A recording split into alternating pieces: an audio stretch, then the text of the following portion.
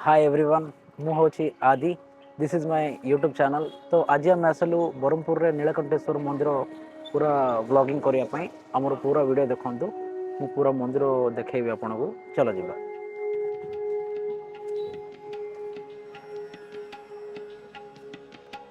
देखिपारे नीलकंठेश्वर मंदिर हूँ यहाँ ब्रह्मपुर रे। ये मंदिर माने देखा आसे बहुत सुंदर पूरा ग्रीनरी मंदिर ग्रीनरी। चलो भीतर जीवा देखेबी देखिपार आज सोमवार बोली केते लाइन अच्छे पूरा पूरा लाइन पूरा जगी। तो चलो जीवा भीतर को देखा।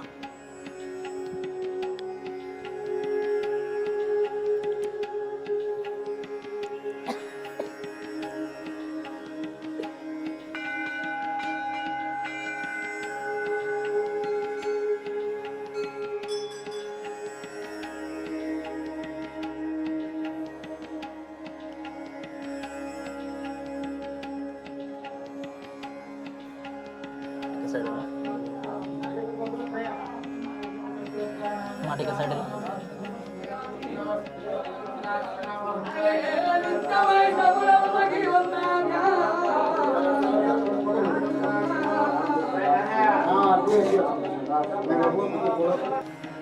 चलो शिव मंदिर सहित आ तीन मंदिर ये अच्छी देखा।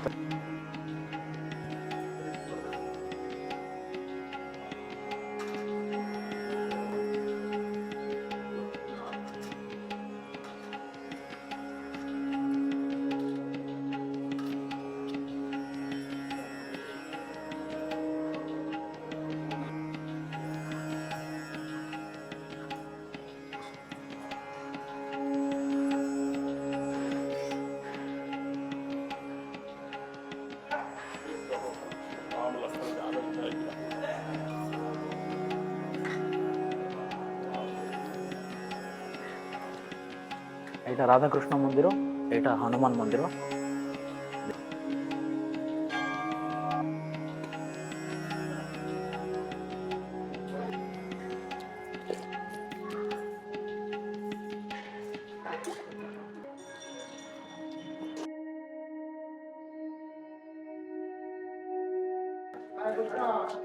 आज्ञा कौन कहली भोग केते 20 टंका 20 टंका दिंतु गोटा।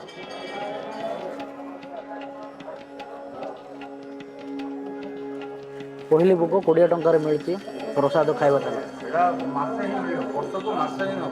वर्ष को मासे ही पुष मास संक्रांति संक्रांति पहली भोग कि पाहांतिया आरती पर प्रथम भोग यहाँ खेचुड़ी भोग एटा मास को थरे ही हबो को डेट रे वर्ष को मासे वर्ष को मासे ही हबो वर्ष को मासे ही हबो पहली भोग।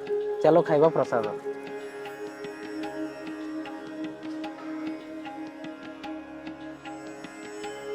बहुत बढ़िया है प्रसाद।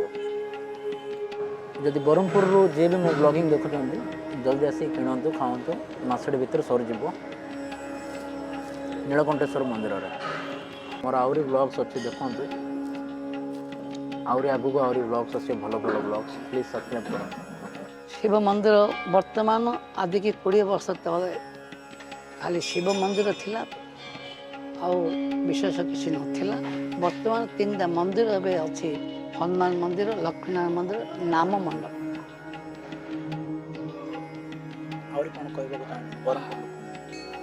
ब्रह्मपुर में बहुत लोक प्राय गोसेना गाँ धरिक विजयपुर धरिक आस्पे रोड फास्ट गेट पर्यंत लोकंकर मंदिर प्रति दृष्टि अच्छी आ मंदिर को दर्शन कर आसती बहुत परिमाण लोक जमा होती आ भक्त मान प्रभु कृपा लाभ कर आशीष लाभ कर आशीर्वाद भल भी अच्छे।